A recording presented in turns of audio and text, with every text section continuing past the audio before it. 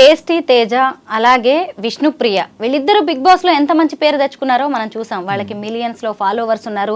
వాళ్ళు ఏది చెప్పినా జనం వింటారు. అది మంచైనా కావచ్చు, చెడైనా కావచ్చు. అంటే వీళ్ళు కూడా సామాజిక బాధ్యతతో ఖచ్చితంగా వ్యవహరించాల్సిందే. తెలియక చేశారు అని ఎంత ఫ్రెండ్స్ అయినా మీరు కూడా సింపుల్ గా కొట్టేయడానికి లేదు.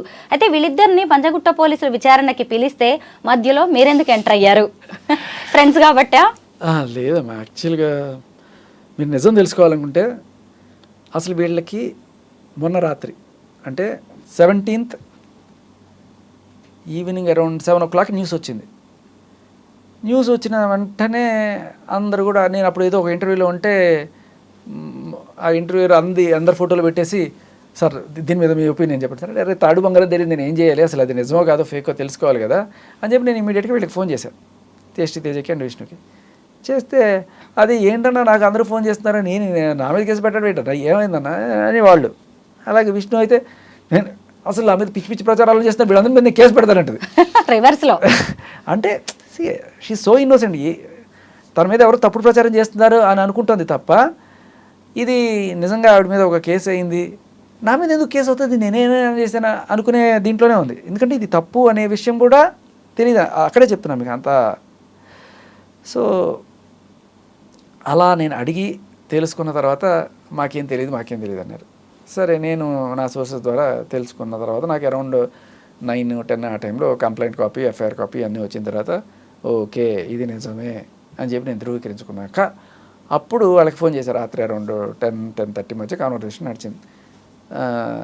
నిజమేరా నువ్వు అంటే, అన్నా ఇప్పుడు ఏమవుతుందన్నా, అరెస్ట్ చేస్తారా, ఏం చేస్తారని చెప్పి పాపం ఉడికిపోతున్నాడు టేస్టీ తేజ. అండ్ సో వాళ్ళ ఫ్యామిలీ వాళ్ళు కూడా, అంటే అదే మామూలు వాళ్ళ మీద కేసు అయింది అనుకోండి, అది అంత టెన్షన్ కూడా పడకపోవచ్చు, కొంత టెన్షన్ పడతారు. మామూలు సెలబ్రిటీల మీద అయింది అనుకోండి, దానికి థంబ్నెయిల్స్ సిలువలు పలువులుగా రాయడం వల్ల వాళ్ళు ఇంకా బెదిరుకుంటారు. అండ్ వాళ్ళ ఫ్యామిలీ కూడా కొంచెం, అంటే నేను కొంచెం ధైర్యం చెప్పా, మీరు టెన్షన్ పడకండి, మనం ఏది ఉన్నా డైరెక్ట్గా వెళ్ళి పోలీస్ స్టేషన్కి వెళ్ళి మాట్లాడి చేసుకుందాం. నాకు తెలిసి ఈ సెక్షన్ ప్రకారం 318 అంటే 5 years లోపు కాబట్టి స్టేషన్ బెయిల్ తీసుకోవచ్చు. మీరు అన్లెస్ అసలు వాళ్ళకి సహకరించకుండా భీష్మించుకొని కూర్చొని మేము ఎంక్వైరీకి రాము అట్లా అంటే అప్పుడు కోర్స్ స్టెప్స్ ఉంటే మిమ్మల్ని అరెస్ట్ చేసే అవకాశం ఉంటుంది. కాబట్టి లెట్స్ నాట్ డూ ఇట్, వీలైనంత తొందరగా తెచ్చేసుకోవడం బెటర్ అని నేను చెప్పాను. సో టేస్టీ తేజాన్ని కన్విన్స్ చేయడానికి నాకు కొంచెం టైం పట్టింది. సరే, మొత్తానికి మనోడు కన్విన్స్ అయ్యాడు. ఎక్కడ ఆల్రెడీ వేరే ఊళ్ళో ఉన్నాడు పాపం, ఆయన కూడా వచ్చేసాడు, పొద్దున వచ్చేసాడు. వచ్చి తర్వాత ఇంకా రావాలా వద్దా, పొద్దున్న వచ్చి కూర్చున్నాడు కానీ ధైర్యం సరిపోట్లా. అంటే నేను చెప్పాను, అంటే రకరకాల థంబ్నెయిల్స్ పెడుతున్నాడు, తెల్లారిందా తేజ ఇలా ఫోన్ చేస్తే ఏదంటే అవన్నీ కూడా వేసేయడం ఇలాంటివన్నీ చేస్తుంటే, సరే పాపం. ఇంకొక దారుణమైన విషయం అంటే, కొన్ని సినిమాల్లో చూపిస్తుంటారు, వాడు హీరో రౌడీజం చేసేసి నానా హంగామా చేసేసి ఉన్న నాళ్ళు బాగుంటాడు, వాడు సడన్గా వాడికి ఏదో జ్ఞానోదయం మంచివాడిగా మారిపోయినప్పుడు వాడందరినీ పట్టుకొని వాడిని హింసలు పెడుతుంటారు. అలా వీళ్ళందరూ కూడా కొంతమంది దీంట్లో కొన్ని వీడియోస్ చేశారు 2-3 రోజుల ముందే. సజ్జనార్ గారు చెప్పారు మనం కూడా కోఆపరేట్ చేయాలంటే లెట్స్ డూ ఇట్ అని. వీళ్ళెవరికి కూడా దీంట్లో సంపాదించుకోవాలనే ఇది కూడా లేదు, ఎందుకంటే ఆయన అడగంగానే వీళ్ళందరూ వీడియోలు చేశారు. అది మీకు నిదర్శనం. ఆయన అట్లా మెసేజ్ పెట్టడం, వీళ్ళు వెంటనే వీడియోలు పెట్టడం, ఇంకా మేము చేయమని చెప్పారు. బట్ అక్కడ ఆ వీడియోలో ఏంటంటే, మీరు ఇంతకుముందు ఏమన్నా చేసి ఉంటే అవి కూడా చెప్పి వాడికి క్షమాపణ చెప్పండి అని కూడా ఉంటే పాపం అది కూడా చేశారు. అది చేసిన వెంటనే కేసు పడింది ఆ నెక్స్ట్ రోజు. పైగా ఇది రికార్డెడ్ ఎవిడెన్స్ అయిపోయినట్టుంది చాలా మందికి. అదే అనుకున్నాం కానీ, బట్ నేను అడిగా, సార్ అంటే దట్స్ నాట్ ద ఎవిడెన్స్, అసలు యాక్చువల్లీ వాళ్ళు ప్రమోట్ చేసిన ఏవైతే ఉంటాయో అవే ఉంటాయి కదా, ఇది వీళ్ళు మంచిగా చేస్తున్నారు కదా అది. సో ఎవరైతే అనుకుంటున్నారో వీళ్ళందరూ పాపం దీంట్లోనే డబ్బులు సంపాదించుకుంటున్నారు అనుకోని, బట్ మీరు చాలా పప్పులో కాలేస్తున్నారు. బిగ్ బాస్ వాళ్ళకి ఏమీ తక్కువ బోల్డ్ అండ్ ఎండోర్స్మెంట్స్ వస్తాయి. ఇలా వస్తున్న ఎండోర్స్మెంట్స్లో ఇది ఒకనొక ఎండోర్స్మెంట్. బట్ కొంతమంది ఇవే పెట్టుకుని చేస్తున్న వాళ్ళు ఉన్నారు, లైక్ ఇమ్రాన్ కావచ్చు. సో కొంతమంది ఉన్నారు కదా, వాళ్ళు ఓన్లీ ఈ గేమింగ్ దీనిలోనే ఉన్నారు వాళ్ళు. అది లీగలా ఇల్లీగలా సరే వేరే విషయం. బట్ వీళ్ళు అలా కాదు కదా, వీళ్ళు చేస్తున్న 100 brandsలో ఇది ఒకటి. మీరు ధైర్యం చెప్పిన తర్వాత టేస్టీ తేజ పోలీస్ ఇంట్రాగేషన్కి వచ్చారు. అయితే మరి విష్ణుప్రియ ఎందుకు రావట్లేదు? ఇంకో 3 days గడువు ఇచ్చారు కదా, అప్పటిదాకా ఇంకొంచెం ధైర్యం తెచ్చుకోవడానికి వెయిట్ చేస్తున్నారా తను? లేదు మీకు అసలు విషయం కూడా చెప్తా. ఒకటి ఈ మీడియా హడావిడి వల్ల కొంచెం బ్యాకప్ అవ్వడం, ఇంకొకటి ఏంటంటే విష్ణుప్రియ రావాలన్నా కూడా అక్కడ ఆయన ఆఫీసర్కి టైం ఉండాలి కదా. ఒక్కొక్కళ్ళకి ఇన్వెస్టిగేషన్ చేయడానికి వాళ్ళ డీటెయిల్స్ ఇవన్నీ తీయడము, వాళ్ళ ఐడీస్ తీసుకోవడము, అక్కడెక్కడ ఉన్నాయి ఎతకడం, ఇవన్నీ కూర్చోబెట్టి చేయడానికి ఒక్కొక్కరికి కనీసం ఒక 2-3 గంటల పని అది, ఇవన్నీ తీసుకోవడానికి. సో ఆయన అప్పటికి పాపం అలసిపోతారు, ఒకళ్ళే ఇన్వెస్టిగేషన్ ఆఫీసర్ కాబట్టి. మళ్ళీ వెంటనే ఇంకొకళ్ళు అంటే ఉండదు కదా. So they will take different times. So Vishnupriya maybe రేపు ఎల్లుండి లోపల చేస్తుంది. బట్ కొంతమంది ఈ యాంటిసిపేటరీ బెయిల్స్ ఇలాంటి వాటికి వెళ్ళాలనుకుంటున్నారు. సో నేను అది కూడా చెప్పాను చాలామందికి, వీళ్ళు ఇప్పుడు యాంటిసిపేటరీ బెయిల్ తీసుకుంటే స్టేషన్కి రాకపోతే, వాళ్ళ డీటెయిల్స్ ఇవ్వకపోతే ఈ కేసు ఎక్కడ ముందుకు పోద్ది? ఈ బెట్టింగ్ బాబులు ఎప్పుడు పడతారు మీరు? వీళ్ళు జస్ట్ అడ్వర్టైజ్ చేసిన అడ్వర్టైజర్స్, దాన్ని ఏమంటారు, మోడల్స్ మాత్రమే. బట్ పైవాడు ఎక్కడో ఉన్నాడు, వాడిని చేయాలంటే వీళ్ళు డీటెయిల్స్ ఇవ్వాలి. వీళ్ళు వద్దు, పోలీస్ స్టేషన్కి రావద్దు, వీళ్ళు యాంటిసిపేటరీ బెయిల్ తీసుకోవాలి అలా అనుకున్నారు అనుకోండి. నిజానికి అసలు ఈ ప్రమోటర్స్ వీళ్ళందరూ తీగలు మాత్రమే. ఈ తీగ లాగితేనే అసలైన డొంక కదిలేది.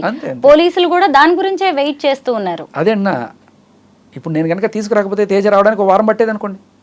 ఇప్పుడు నేను హెల్ప్ చేసినట్ట పోలీసులకి, లేకపోతే తేజకి హెల్ప్ చేసినట్ట?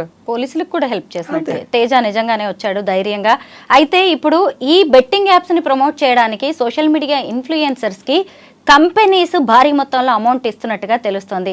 టేస్టీ తేజ, విష్ణుప్రియ ఇద్దరు మీ ఫ్రెండ్స్ కదా, ఎంత ఇచ్చారో ఏంటో ఏమైనా చెప్పారా?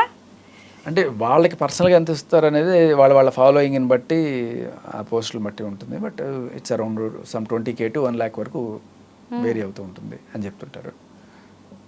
అది శేఖర్ భాష గారు, మీరు చెప్పండి, అసలు సజ్జనార్ గారు రెస్పాండ్ అయ్యే వరకు కూడా ఎవ్వరు ఈ బెట్టింగ్ యాప్స్ గురించి మాట్లాడలేదు, ఎవరు పట్టించుకోలేదు. గతేడాది ఒక్క తెలంగాణలోనే 1000 మంది వరకు ఈ బెట్టింగ్ యాప్స్ వల్ల ఆత్మహత్యలు చేసుకున్నారు. అంటే ఇంత దారుణాలు జరుగుతున్నా ఎవరు పట్టించుకోలేదు. మరి సజ్జనార్ గారు రెస్పాండ్ అయిన తర్వాతే ఒక్కొక్కళ్ళు బయటకు వస్తున్నారు. మీలాంటి నాలాంటి ఒక కామన్ మ్యాన్ బయటికి వచ్చి ఒక కంప్లైంట్ చేయడంతో ఇంతమంది సెలబ్రిటీస్ బయటకు వచ్చారు. మీరు ఏమంటారు దీని మీద? అది చాలా మంచి పాయింట్. అంటే ఆయన తీసుకున్న ఇనిషియేటివ్ అండ్ అలాగే పోలీస్ డిపార్ట్మెంట్ కూడా చాలా త్వరితగతిన చర్యలు తీసుకోవడం, కేసులు పెట్టడం కూడా.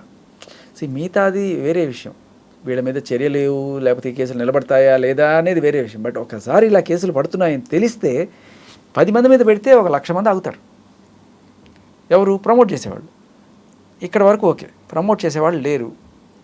సరే, ఒక మనిషి వచ్చి ప్రమోట్ చేయక్కర్లా, మరి హోర్డింగ్ల సంగతి ఏంటి? ట్రైన్ల మీద వాటిపోయే ఇవేంటి, లీగల్ అనేవో లేకపోతే ఏదైనా వదిలేస్తున్నారు కదా. సో దీనికి పోలీసులు కూడా ఏం చేయలేరు పాపం. ఇది యాజ్ ఎ పాలసీ గవర్నమెంట్ చేస్తేనే ఇవి ఆగుతాయి. వీళ్ళు చాలా హై దీంట్లో ఉన్నారు కదా, లైక్ ఇండియన్ టీమ్నే స్పాన్సర్ చేసే స్టేజ్కి వెళ్ళిపోతుంటే, సో దాన్ని మనం లీగల్ అనుకోను, ఇల్లీగల్ అనుకోను, సరే ఇవి చేయండి ఇవి చేయకూడదు, ఇవన్నీ కూడా మళ్ళీ again point of non sense. ఇది చేస్తే అన్నిటికీ చేయాలి, లేకపోతే తీసి అవతల పడేయండి. దిస్ ఈజ్ బెటర్ కదా. దీంట్లో నాకు రెండో టేకే లేదు. నిజమే, ఎందుకంటే సామాన్య జనానికి తెలియట్లేదు, ఇటు ఇన్ఫ్లుయెన్సర్స్కి, సినీ సెలబ్రిటీస్కి ఏది లీగల్ ఏది ఇల్లీగల్, దేన్ని చేయొచ్చు దేన్ని ప్రమోట్ చేయకూడదు అనేది తెలియట్లేదు. అంటే అక్కడ ఏది నిజం అనేది కూడా ఎవరికి క్లారిటీ లేదు. ఏం చేస్తే మంచిదంటారు? అంటే ఇక నుంచి ఏది నిజం ఏది ఇల్లీగల్ ఏది ఇల్లీగల్ అని చేసుకొని హ్యాపీగా సంపాదించుకోండి అని చెప్పడం ఒక రకం. But I'm dead against it. అసలు లీగల్ అయినా ఇల్లీగల్ అయినా దయచేసి ప్రమోట్ చేయకండి. లీగల్గా పోయినా ప్రాణమే, ఇల్లీగల్గా పోయినా ప్రాణమే. ప్రాణం కాకపోవచ్చు కానీ రోడ్డును పడ్డా, డబ్బులు పోగొట్టుకున్నా ఎందుకమ్మా? ఇప్పుడు షేర్స్లో కూడా చాలామంది డబ్బులు పెడతారు, రావు, పోతాయి. ఒక్కొక్కసారి వింటుంటాం 3 లక్షల కోట్లు ఆవిరైపోయాయి ఒక రోజున అని చెప్పి. అలా ఆవిరైపోయినప్పుడు ఎంతమంది రోడ్డును పడి ఉంటారు? సో ఒక వ్యసనం దీనికి, అంటే తాగుడు, ఇవన్నీ కూడా ఎట్లా ఉన్నాయో ఇది వన్ ఆఫ్ దెమ్. కాకపోతే ఇప్పుడు మీరు మందు ఉంది, సిగరెట్ ఉంది, ఇవి అమ్ముతున్నారు, కొనుక్కొని తాగుతున్నారు, కానీ మధ్యలో అడ్వర్టైజ్ చేసేవాళ్ళు ఎవరైనా ఉన్నారా? మీరు గమనించండి. ఏ సెలబ్రిటీ అయినా లేకపోతే ఏ ఇన్ఫ్లుయెన్సర్ అయినా సరే ఇది తాగండి మజా వస్తుంది, ఇది తాగండి మజా వస్తుంది ఎవడన్నా చెప్తున్నాడా? చెప్పడు. ఎందుకంటే as a policy it should not be advertised. సిమిలర్గా ఉంటే ఉండమండి, it should not be advertised at least. అంతవరకైనా చేయొచ్చు కదా. ఇది గవర్నమెంట్ పాలసీ. తీసేస్తే మహా ఉత్తమం. మీరు పాల్పోసినట్టు. ఇప్పుడు మద్యపాన నిషేధం చేస్తే చాలా మంచిది అందరికీ, కానీ గవర్నమెంట్కి ఇన్కమ్ లాస్, కాంట్రాక్టర్లు వీళ్ళందరూ పెద్ద పెద్ద ప్లేయర్స్ అందరూ ఉన్నారు కాబట్టి కంపల్షన్ వచ్చి చేయాల్సిన పరిస్థితి. అలాగే బెట్టింగ్ యాప్స్, దీంట్లో కూడా లైసెన్సుల కోసం డబ్బులు కట్టడం, వాళ్ళు గెలుచుకునే వాటిలో ట్యాక్సులు ఇవన్నీ కూడా గవర్నమెంట్కి భారీ మొత్తంలోనే వస్తాయి కదా. సో వీటిని కూడా వదులుకోవాలని కొన్నిసార్లు, అంటే ఈ స్టేట్ ఆ స్టేట్ అని కాదు, కొన్ని స్టేట్స్ ఉండొచ్చు. ఒక స్టేట్లో లీగల్ చేస్తే ఈ స్టేట్లో ఆడకూడదంటే ఈ స్టేట్లో ఆ వెబ్సైట్ ఓపెన్ అవుదా? కిరణ్ గౌడ్ అనే ఒక కానిస్టేబుల్ పోలీస్ యూనిఫామ్లోనే ఈ బెట్టింగ్ యాప్స్ని ప్రమోట్ చేశాడు. అంటే చట్టాన్ని పరిరక్షించాల్సిన ఒక కానిస్టేబుల్ కూడా బెట్టింగ్ యాప్స్ని ప్రమోట్ చేస్తున్నాడంటే అంటే అతనికి కూడా అవేర్నెస్ లేదు అనుకోవాలా, లేదంటే ఎవరు మమ్మల్ని పట్టించుకోరు, ఎవరు ఏం చేస్తారు అనే ఒక ధైర్యం అంటారా? ఒకటి ఖచ్చితంగా ఒక ఎస్ఐకో ఒక సిఐకో ఉన్న అవేర్నెస్ అయితే అంత వాళ్ళకి ఉండకపోవచ్చు, కానీ being in the department he should know. ఒకవేళ అది లీగల్ అయినా సరే డిపార్ట్మెంట్లో ఉన్నప్పుడు మీరు అటువంటి ప్రమోట్ చేయకుండా ఉండడం అనేది I think it's a rule. మామూలుగా మీకు నాకు ఉన్న రూల్స్ వేరు, పోలీసులకు ఉన్న రూల్స్ వేరు.